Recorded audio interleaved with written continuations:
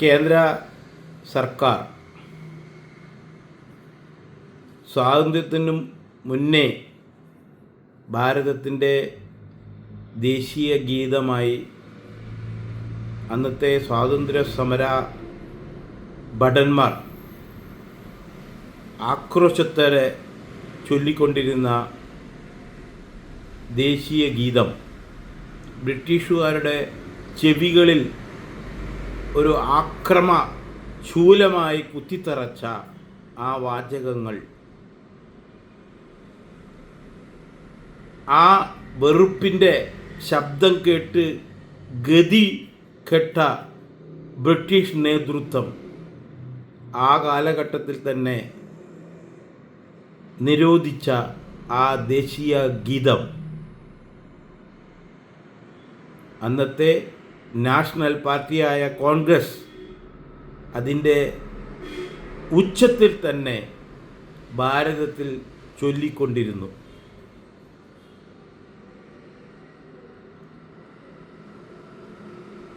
ഓരോ ഭടന്മാരെയും അറസ്റ്റ് ചെയ്ത് ജയിലിലേക്ക് പിടിച്ചു കൊണ്ടുപോകുമ്പോൾ ബ്രിട്ടീഷുകാരുടെ കാതുകളിൽ അത് തുളച്ചു കയറുക തന്നെയായിരുന്നു. ഇത് പറയുമ്പോൾ ഒന്നും കൂടി മനസ്സിലാക്കാവുന്ന രീതിയിൽ ഞാനൊരു കഥ കൂടി പറയാം. കഥയല്ല, ഉള്ള സംഭവം കൂടി പറയാം. അതായത് ഈ ദേശീയ ഗീതം മുഴുവനായിട്ട് അന്നത്തെ ഭടന്മാർ പാടുമ്പോൾ അത് ചെവിയിൽ കുത്തിക്കയറുന്ന ബ്രിട്ടീഷുകാരുടെ ശരീരം കിടന്ന് വിറയ്ക്കുന്ന തരത്തിൽ ആ ഗീതം അത്ര ശക്തമായിരുന്നു അതിൻ്റെ ധ്വനികൾ.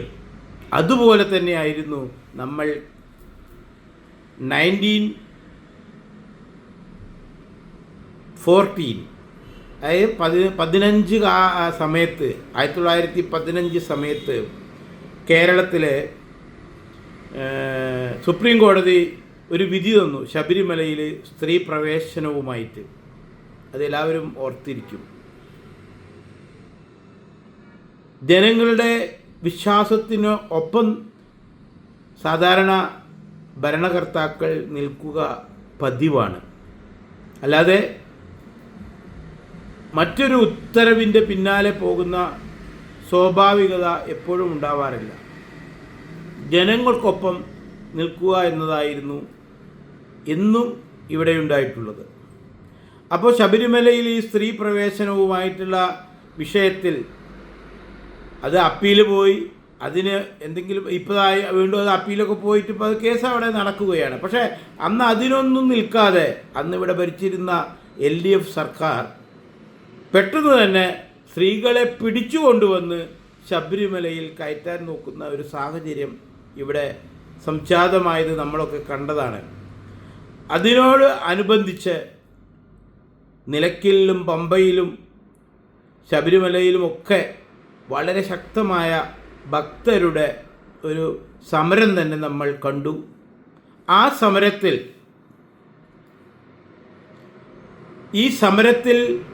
വന്ന ഭക്തജനങ്ങൾ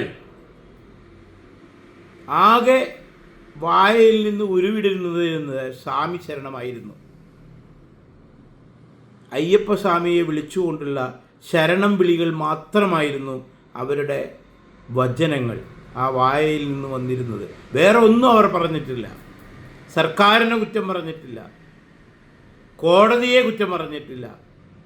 സ്വാമിയേ ശരണമയ്യപ്പ എന്ന ആ അയ്യപ്പ ഭക്തി നിറഞ്ഞ ശരണം വിളി മാത്രമാണ് അവരെ വിളിച്ചുകൊണ്ടിരുന്നത്. ആ ശരണം വിളി അന്ന് ഭരിക്കുന്നവരുടെ അല്ലെങ്കിൽ പോലീസ് സേനയുടെ ചെവിട് ഇരമ്പുകയായിരുന്നു. ആ ശരണം വിളിച്ചതാണ് കാരണം അന്ന് അവരെ മുഴുവൻ അറസ്റ്റ് ചെയ്തു കൊണ്ടുപോകാൻ. അല്ലാതെ അവരെ വേറെ ഒന്നും അവിടെ ചെയ്തിട്ടില്ല. ഈ വനിതകളെ സന്നിധാനത്തിലേക്ക് കൊണ്ടുവരുന്നത് എതിർത്തുകൊണ്ട് കൂട്ടമായി ചെറിയ കുഞ്ഞു മുതൽ വയസ്സായ ഗുരുസ്വാമികൾ വരെ നിരന്നു നിന്നുകൊണ്ട് അതിശക്തമായി അതിനെതിരെ സമരം ചെയ്തപ്പോൾ വേറെ ഒന്നും പറഞ്ഞിട്ടില്ല. അയ്യപ്പ ഭക്തി നിറഞ്ഞ ശരണം വിളി മാത്രമാണ് നടത്തിയത്. ആ ശരണം വിളിച്ച അയ്യപ്പ ഭക്തരെയാണ് ഭരണകൂടം ലാത്തിച്ചാർജ് നടത്തി അറസ്റ്റ് ചെയ്ത് ലോക്കപ്പിൽ ഇട്ടത്. വളരെ ദയനീയമായിരുന്നു. അതാണ് ഇപ്പോൾ ഈ വന്ദേ മാതര ഗീതം.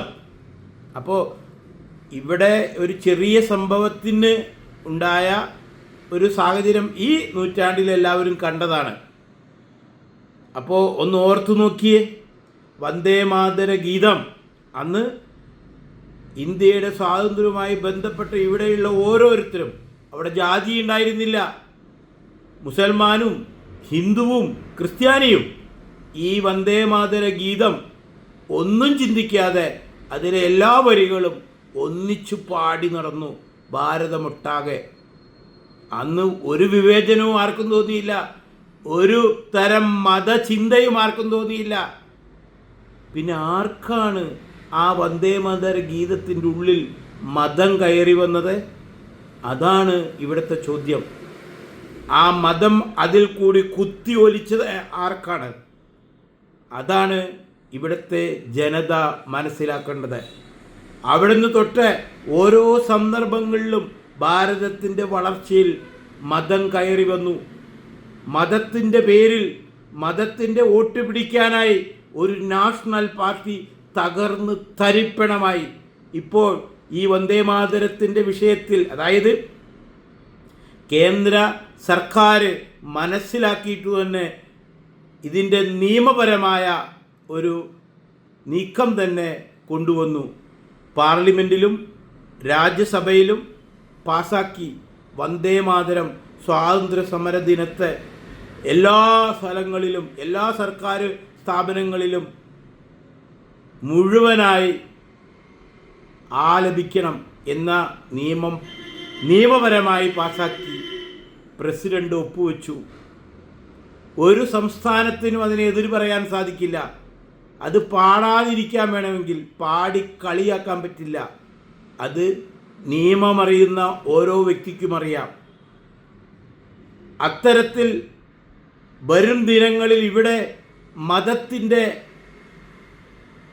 പേക്കൂത്ത് കൂടിക്കൂടി വരുന്നു എന്ന് മനസ്സിലാക്കിയതിൻ്റെ ഭാഗമായിട്ട് തന്നെയായിരുന്നു വന്ദേ മാതര ഗീതം ഇവിടെ മുഴുവനായി ചൊല്ലണം എന്ന് നിഷ്കർഷിച്ചുകൊണ്ട് പ്രസിഡന്റ് ഒപ്പുവെച്ച നിയമമാക്കി മാറ്റിയത്. പണ്ട് ഇത് വന്ന സമയത്ത് അത് പാടുമ്പോൾ ഒരു മതത്തിലുള്ള ആർക്കും, അതായത് ഹിന്ദുവിനും മുസ്ലിമാനും ക്രിസ്ത്യാനിക്കും ഒരു തരത്തിലുള്ള മതപ്രലോഭനം ഒന്നും തന്നെ അത് ചൊല്ലുമ്പോൾ തോന്നിയിട്ടില്ല. പിന്നെ ആരാണിതുണ്ടാക്കിയത്? ഇവിടെ ഓരോ കാര്യങ്ങൾ എടുക്കുമ്പോഴും ഇവിടെ ഓരോ, അതായത് കാശ്മീരിൽ 370 കൊണ്ടുവന്നു, പാകിസ്ഥാനിലെ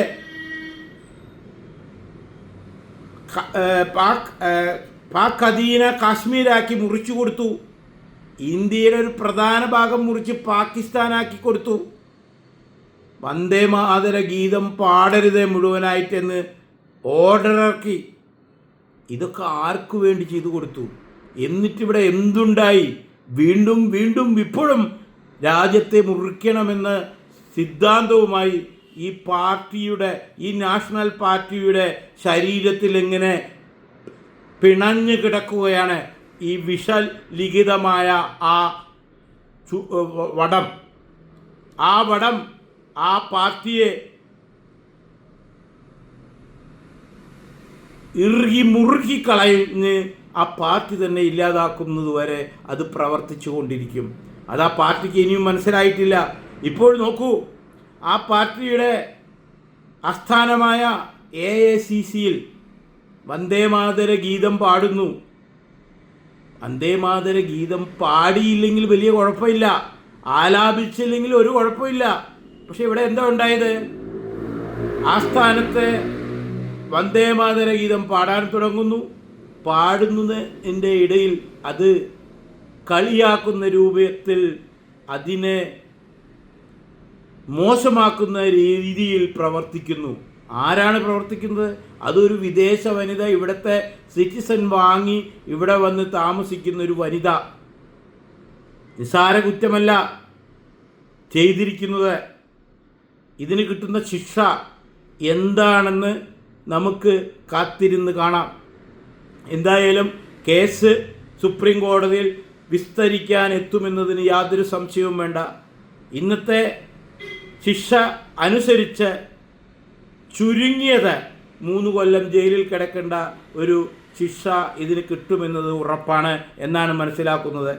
അതിൽ കൂടുതലായിട്ടോ എന്താണ് ഇത്? മറ്റുള്ള രാജ്യങ്ങളിലാണെങ്കിൽ രാജ നിയമത്തിനെതിരെയായി ഇത്തരത്തിൽ പ്രവർത്തിച്ചാൽ കിട്ടുന്ന ശിക്ഷ അതിലും കഠിനമാണ്, ഭയാനകമാണ്. പക്ഷേ അത്തരത്തിൽ ഇവിടെ ഈ ജനാധിപത്യ രാജ്യത്ത് സംഭവിക്കില്ലെങ്കിലും ഇവിടെയും വളരെ ശക്തമായ ഒരു ശിക്ഷ ഈ ചെയ്ത കുറ്റത്തിന് കിട്ടും എന്നതിന് യാതൊരു സംശയവും വേണ്ട. കേസ് ഉടൻ തന്നെ കോടതിയിലെത്തി വിസ്താരണ തുടങ്ങും. ഇത് മഹാത്മാഗാന്ധിയെ RSS കൊന്നു എന്ന് പറഞ്ഞപ്പോൾ കോടതിയിൽ വിളിച്ചു വരുത്തി മാപ്പ് പറഞ്ഞു പോയ മാതിരി ഇതിന് മാപ്പ് കിട്ടുമെന്ന് ഞാൻ വിശ്വസിക്കുന്നില്ല. കാരണം ഇത് അതിലും വലിയ കുറ്റമാണ്. മഹാത്മാഗാന്ധിയെ RSS ആണ് വെടിവെച്ച് കൊന്നത് എന്ന് പറയുന്നത് ഞാൻ പറഞ്ഞ് തെറ്റിപ്പോയതാണ്, അറിയാതെ പറഞ്ഞതാണ് എന്നൊക്കെ പറഞ്ഞ് പിൻവലിയാം. അതുപോലെ ഇത് ആ ഒരു കൂട്ടം ആൾക്കാർ നിന്ന് ആ ദേശീയ ഗീതം പാടുമ്പോൾ അതിൻ്റെ പകുതിയിൽ വെച്ച് വീഡിയോ ആണ്, അല്ലാതെ പറഞ്ഞു കേട്ടതോ റിപ്പോർട്ടറൊന്നുമല്ല. ആ വീഡിയോ എല്ലാവരുടെ കയ്യിലുമുണ്ട്, നിയമജ്ഞരുടെ കയ്യിലുണ്ട്, അന്വേഷണ ഉദ്യോഗസ്ഥന്മാരുടെ കയ്യിലുണ്ട്, എല്ലാവരുടെ കയ്യിലുമുണ്ട്. അപ്പോൾ എവിടെയൊക്കെ ദേശീയ ഗീതം അലങ്കോലപ്പെടുത്തിയിട്ടുണ്ടോ അവിടെയൊക്കെ ഈ അന്വേഷണവും ശിക്ഷയും വരുമെന്നതിനൊരു സംശയവും വേണ്ട.